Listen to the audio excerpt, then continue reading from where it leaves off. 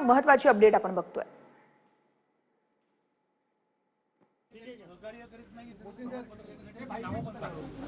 नाही आता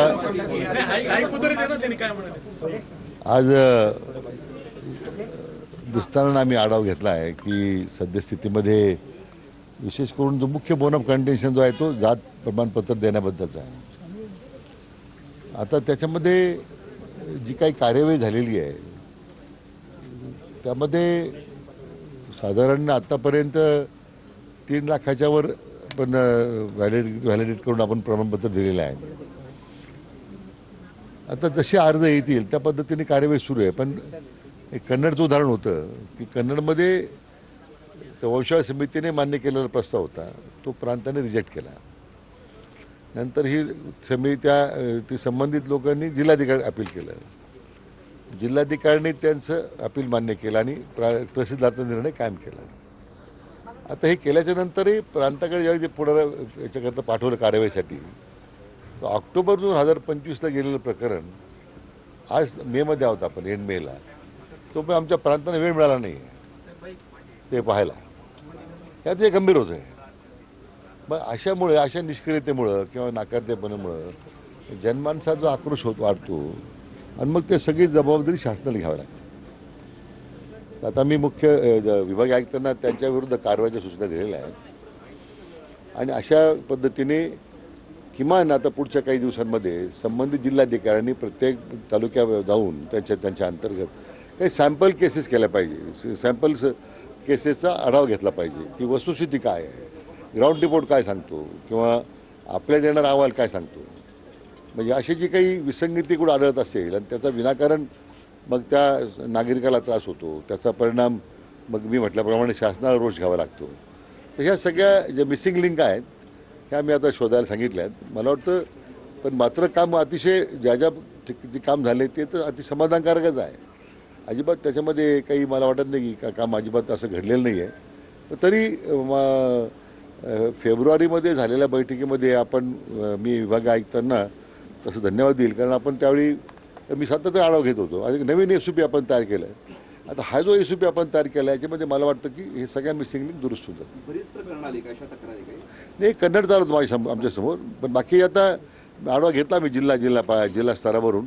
तर असे काही माहिती जी येते ती पुन्हा एकदा व्हेरीफाय त्याला मी करायला सांगितलेली आहे. अर्जच येत नाहीये, म्हणजे याच्यासाठी प्रमाणपत्रांसाठी लोक अर्जच करत नाही, तर मग प्रशासनाला प्रमाणपत्र द्यावी कशी, अशी एक चर्चा आहे. नाही, आपला मुद्दा बरोबर आहे. ते समोर मुद्दा आलेला आहे की प्रमाणपत्र लोक अर्जच करत नाही, प्रमाणपत्र कशी देणार. वास्तविक याला मी काही फार असं मी सहमत नाही त्या गोष्टीला. कारण ज्यावेळी समिती स्थापन झाली, आम्ही ज्यावेळी सूचना दिल्या त्रिसदस्यीय समिती स्थापन करण्याच्या, आम्ही काय म्हटलं होतं, गावोगावी दौंड्या द्या, लोकांपर्यंत जा, लोकांपर्यंत गेलं पाहिजे. आता इतक्या मागच्या वर्षभरामध्ये ग्रामसभा झाल्यातच ना. आता 1-2 ग्रामसभा झाल्या. त्या ग्रामसभा बऱ्याच ठिकाणी आता कागदोरच होतात. असे आपल्या लोकांच्या तक्रारी असतात नेहमी. त्या ग्रामसभेत चर्चा होत नाही. किंवा मला वाटतं ह्या त्रिसदस्यीय समितीला अधिक कसं प्रभावीपणे काम करता येईल त्यासाठी त्यांना मला वाटतं करावं लागेल. कारण काही जिल्ह्यांमध्ये असं दिसतं की काही तालुके निरंकुश दिसतात, म्हणजे गावं जे निरंकुश दिसतं, असं निरंकुश होऊ शकत नाही ना. तिथं आलेला अर्ज किंवा लोकांनी अर्जच केले असं नाही. ज्या जिल्ह्यामध्ये अधिक तीव्रता विषयाची होती तेच अर्ज येत नाही असं म्हणणं चुकीचं आहे ना. पण आता अर्ज किती आहेत, किती केलेले आहेत, दिलेत किती, असं तुमचं काय? नाही, आता आमचं स्टॅटिस्टिक्स माझ्याप्रमाणे समिती गठीत होण्यापूर्वी साधारण 2.5 लाख दाखले दिलेले होते आणि समिती गठीत झाल्यानंतर मागच्या 5-6 महिन्यात आपण 61,000 दाखले दिलेले आहेत. 61,000 दाखले दिलेत. आता काही गावांमध्ये जिथे वंशावळीचे किंवा मी म्हटल्याप्रमाणे लोकांमध्ये जो काही गैरसमज असेल त्यामुळे अर्ज कधी करत नसेल, आता मी एक मोठा ड्राईव्ह घ्यायला सांगितला आहे की ड्राईव्ह घ्या मोठा.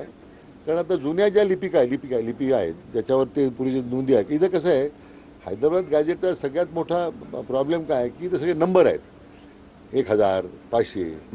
तसं पश्चिम महाराष्ट्रामध्ये किंवा अन्य ठिकाणी नावाने नोंदी आहेत त्या. आता हे नंबरमुळे आपण वंशवळी निश्चित करायला सांगितली.